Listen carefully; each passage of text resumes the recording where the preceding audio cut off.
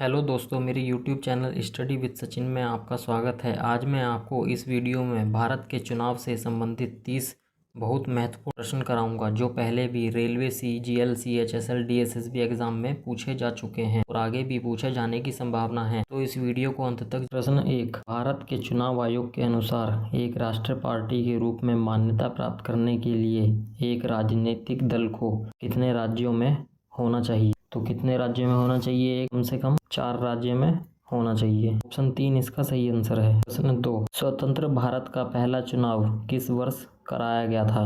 तो स्वतंत्र भारत का पहला चुनाव सन 1952 में कराया गया था। ऑप्शन नंबर 2 इसका सही आंसर है। प्रश्न 3, भारत में राजनीतिक दलों के प्रतीकों के आवंटन का निर्णय कौन करता है? तो भारत में राजनीतिक दलों के प्रतीकों का आवंटन कौन करता है?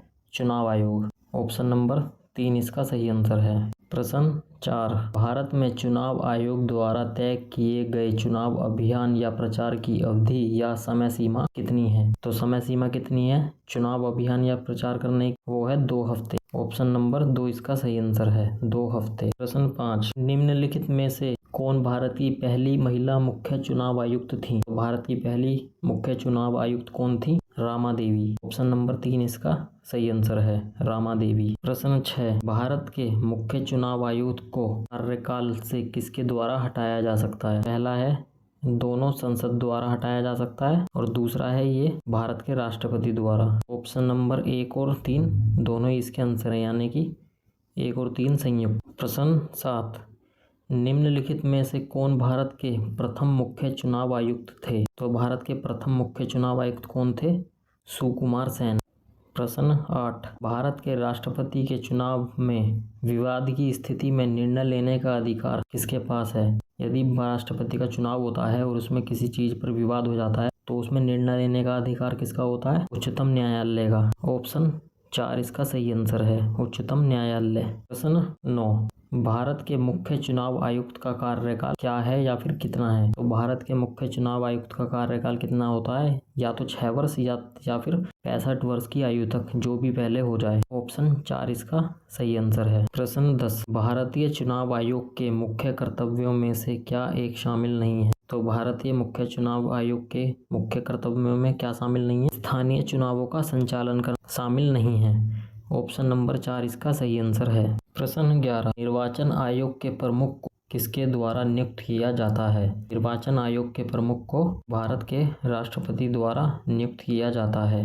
प्रश्न 12, भारत का चुनाव आयोग इलेक्शन कमीशन ऑफ इंडिया देश में स्वतंत्र और निष्पक्ष चुनावों का रक्षक है और भारतीय संविधान के किस अनुच्छेद में इसकी स्थापना का प्रावधान है? किस अनुच्छेद में इसकी स्थापना का प्रावधान है? अनुच्छेद 324। प्रश्न 13, चुनाव आयोग के सदस्यों में कौन शामिल हैं? तो चुनाव आयोग के सदस्यों में एक मुख्य चुनाव आयुक्त होता है और 2 निर्वाचन आयुक्त होते हैं। ऑप्शन नंबर 3 इसका सही आंसर है। प्रश्न 14, लोकसभा का सदस्य बनने के लिए न्यूनतम कितनी आयु होनी चाहिए? लोकसभा का सदस्य बनने के लिए न्यूनतम आयु होनी चाहिए 25 वर्ष। ऑप्शन नंबर ए इसका सही आंसर है। प्रश्न 15, 1952 में हुए इस तरह के पहले से गिने गए 2019 के लोकसभा चुनावों की क्रम संख्या क्या थी? यानी कि जो 2019 में लोकसभा के चुनाव हुए थे वो कौन से थे? तो वो थे 17वीं बार हुए थे वो चुनाव। अब ये 2024 वाले चुनाव होंगे लोकसभा के, ये होंगे 18वीं बार। ऑप्शन नंबर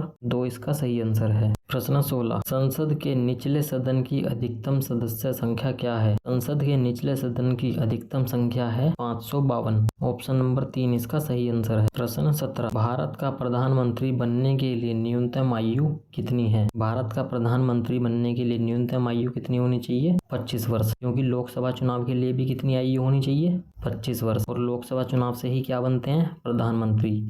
तो इसलिए प्रधानमंत्री के लिए भी न्यूनतम आयु कितनी होनी चाहिए? 25 वर्ष। ऑप्शन नंबर 3 हमारा सही आंसर है। प्रश्न 18, राज्यसभा के सभापति कौन हैं? राज्यसभा के सभापति भारत के उपराष्ट्रपति होते हैं। ऑप्शन नंबर 2 इसका सही आंसर है। प्रश्न 19, वर्तमान में लोकसभा के सदस्यों की संख्या कितनी है? वर्तमान में लोकसभा के सदस्यों की संख्या कितनी है? 543। और जीतने के लिए कितने चाहिए होते हैं? 272 सीटें चाहिए होती हैं जीतने के लिए, और टोटल सीट कितनी है? 543। प्रश्न 20, संसद में कितने सत्र होते हैं? संसद में 3 सत्र होते हैं। ऑप्शन नंबर 3 इसका सही आंसर है। प्रश्न 21, मताधिकार से क्या अभिप्राय है? मताधिकार मतलब वोट डालने का अधिकार। मत यानी कि वोट, वोट डालने के अधिकार से क्या अभिप्राय है? तो वोट डालने के अधिकार से अभिप्राय है वोट देने का अधिकार। ऑप्शन नंबर 2 इसका सही आंसर है। प्रश्न 22, एक अधिक मताधिकार तंत्र क्या है? एक अधिक मताधिकार तंत्र है पत्रित वोटर एक वोट देता है तथा कुछ विशेष योग्यता वाले वोटर एक से अधिक वोट देते हैं। ऑप्शन नंबर 3 इसका सही आंसर है। प्रश्न 23, मताधिकार एक प्रकार से क्या है? तो मताधिकार एक तरह की विधि है जिसमें वोटर अपना वोट देने के अधिकार का प्रयोग करता है। ऑप्शन नंबर 2 इसका सही आंसर है। प्रश्न 24, इस राज्य के प्रतिनिधि लोकसभा में सबसे अधिक हैं? तो सबसे ज़्यादा सीटें कौन से राज्य में हैं? उत्तर प्रदेश में। Option number 4। और कितनी सीट हैं उत्तर प्रदेश में?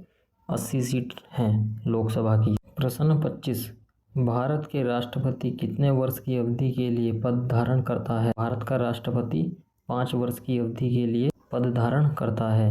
ऑप्शन नंबर 1 इसका सही आंसर है। प्रश्न 26, भारत के प्रधानमंत्री को निम्नलिखित में से कौन नियुक्त करता है?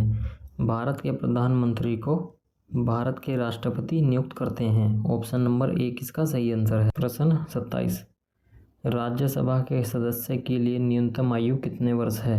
राज्यसभा के सदस्य के लिए न्यूनतम आयु है 30 वर्ष। और लोकसभा के लिए कितनी वर्ष की आयु चाहिए होती है? 25 वर्ष। प्रश्न 28, लोकसभा के चुनावों के लिए पात्र होने के लिए न्यूनतम उम्र कितनी है? तो लोकसभा के चुनावों के लिए न्यूनतम उम्र कितनी है? 25 वर्ष। ऑप्शन नंबर 1 इसका सही आंसर है। प्रश्न 29, संसद के किसी भी सदन के 2 सत्रों के बीच अंतराल किससे अधिक नहीं होना चाहिए? तो संसद के किसी भी सदन के 2 सत्रों के बीच का अंतराल 6 महीने से अधिक नहीं होना चाहिए। ऑप्शन नंबर 2 इसका सही आंसर है। प्रश्न 30, राज्यसभा के सदस्य कितने वर्षों के लिए निर्वाचित किए जाते हैं? राज्यसभा के सदस्य 6 वर्षों के लिए निर्वाचित किए जाते हैं। अगर आपको मेरी वीडियो पसंद आई हो तो चैनल को सब्सक्राइब करें और वीडियो को लाइक करें। Thank you.